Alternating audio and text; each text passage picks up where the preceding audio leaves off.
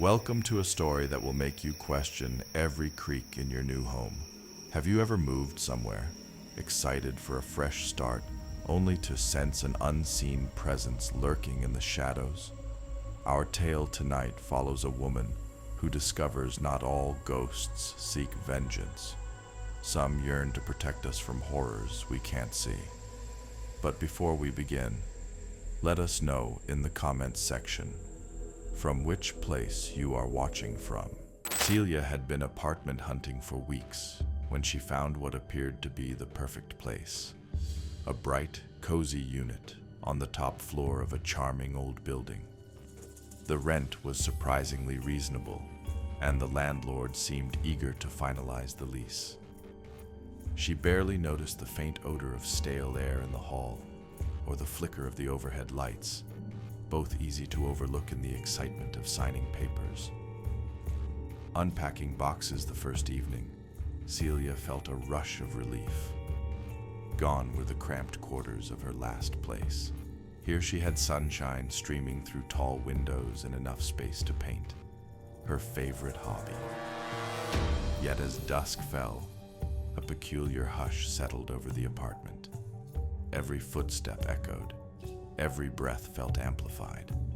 At first she wrote it off as the building's age, its thick walls enveloping her in quiet. But while brushing her teeth that night, she thought she saw movement in the bathroom mirror, some fleeting shape passing behind her reflection. When she turned, there was only the empty hallway. Her heart raced, but she blamed exhaustion. After all, she reasoned, it's normal to be a bit jumpy in a new environment. She double-checked the locks, reminding herself that old buildings make odd noises and cast strange shadows. Sleep eventually claimed her, though she couldn't escape a nagging feeling that she wasn't alone. Over the next few days, Celia settled in, organizing furniture, stocking the fridge, and exploring the neighborhood. She discovered a quaint coffee shop nearby and an art supply store that felt like a dream come true. Life seemed to be moving smoothly, except for the growing sense of unease whenever she returned to the apartment. It was subtle, like a chill in the air that didn't match the weather, or a quiet that felt too forced. Small incidents started stacking up. One morning, she found the kitchen window wide open, despite remembering she'd closed and locked it the night before. Another time, she awoke to the sound of soft whispers just outside her bedroom door. By the time she mustered the courage to check, the hallway was silent, no sign of anyone. She told herself it could be neighbors or the pipes, anything but something supernatural. Curiosity overcame her when she noticed objects shifting places. Her keys discovered on a table she never used, a photograph lying face down on the shelf. Had she misplaced them absent-mindedly? Or was someone or something quietly interfering? One late afternoon, as she stood in the living room contemplating a new painting, Celia felt an intense prickling down her spine. The sensation was akin to being watched from behind. She spun around, heart thumping, only to face empty space. Yet the feeling lingered, as though invisible eyes were locked on her every move. Spurred by these unsettling events, Celia confided in her friend Marisol, who dropped by to see the new place. Marisol listened skeptically as Celia described the whispers and the open window, but she grew concerned when she witnessed a picture frame slide an inch across the bookshelf on its own. Though it was a small movement, it left them speechless. Marisol suggested that Celia do some background research on the building, just to calm her nerves. That evening, Celia searched online records for any mention of her address. After an hour of fruitless scrolling, she stumbled upon an old news clipping. Decades prior, a different structure had occupied the site. The article mentioned a series of brutal murders that took place inside that building. The victims had apparently lived in adjoining units, but the culprit was never caught. The building was demolished years later, replaced by the current one. A chill seized her as she read. Could these shadows and whispers be linked to that grim past? Though frightened, Celia felt a strange pang of empathy. Were these victims' spirits still wandering, trying to find closure? Shaking off the goosebumps, she decided she wasn't ready to believe in a haunting just yet. But a part of her wondered if what she experienced might be a warning rather than a threat. She went to bed with the knowledge that her new home was built on a history as dark as the night outside. Days turned to weeks, and the apparitions escalated. Celia began spotting fleeting silhouettes in her peripheral vision, drifting past doorways, lurking in mirrors, always gone the second she turned her head. The nights became worse, plagued by nightmares of pale figures standing at the foot of her bed. The nightmares felt oddly protective, though. She'd see a specter raise its hand, as if gesturing stop or beware, before she jolted awake in a cold sweat.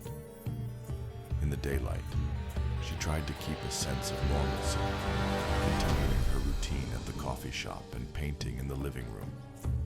Yet, she noticed the same protective stance in that faint reflection or corner of the eye figure, as though it was urging her to leave or to uncover something vital. One afternoon, the landlord stopped by unannounced, giving her an uneasy smile as he asked if everything was okay. Something about his demeanor made her skin crawl, a hidden tension behind polite words. Uncertain how to proceed, Celia debated moving out, but the rent was affordable and the location perfect for her job. Besides, a quiet part of her believed the ghostly presence wasn't malicious, but frantic to communicate a truth. She spent her free hours rummaging through library archives and city records, hunting for more details about those past murders. The deeper she dug, the more she sensed the place she called home guarded a terrifying secret. Her late-night research paid off. She unearthed an obscure reference to a possible suspect who once lived in the original building, a resident rumored to have kept meticulous records of each victim, planning out the killings in secret. The rumor suggested the murderer might still be alive, never having faced justice. A chill ran down Celia's spine as she pondered the implications. Could that person be connected to the new building? Returning home, she discovered her apartment door slightly ajar. Adrenaline surged. She pushed it open slowly, calling out. No answer. Everything seemed untouched, but the atmosphere felt suffocating, like walking into a room right after someone steps out. A lamp flickered, casting jumping shadows across the walls.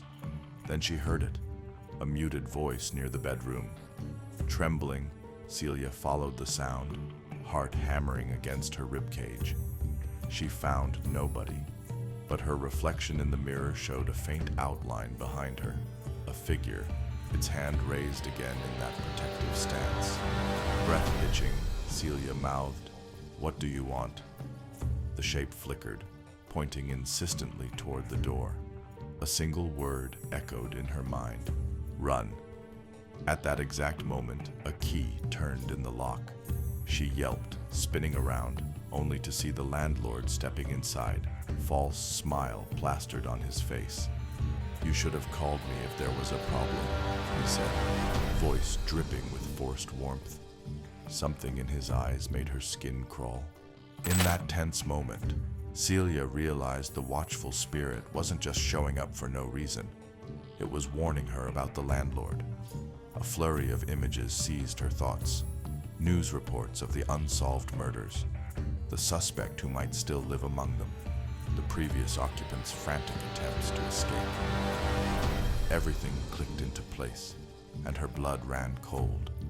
Summoning every ounce of courage, she feigned a smile, grabbed her coat and bag, and told the landlord she had errands to run. Outside, she called Marisol, voice shaking. "I have to leave," she blurted. "I think the landlord is the one behind those murders, or at least involved. Something's very wrong." Marisol insisted on picking her up, and they drove straight to the police station. Celia told them everything, from the suspicious landlord to the whispers and illusions. Though the officers were skeptical, they couldn't ignore her palpable fear. One agreed to investigate. Over the following weeks, an investigation revealed horrifying details. The landlord's real name matched that of a prime suspect from the old building's murders, living under an alias. The case cracked wide open. Shockingly, it turned out, Celia's ghostly watcher had saved her from a very real threat. She moved out for good, shaking as she handed over the keys. Glancing back at the building one last time, she spotted a faint silhouette in the window, a silent guardian who had kept her alive. Whether it was the spirit of a victim or something else, she didn't know. She only knew it had chosen her side against the darkness hidden in that place. If you enjoyed this haunting tale, don't forget to like, share, and subscribe to listen for more stories that explore the fine line between supernatural warnings and real-world threats. And let us know in the comments, would you trust a ghost if it seemed to be protecting you? Or would you run from any haunting, no matter its intent?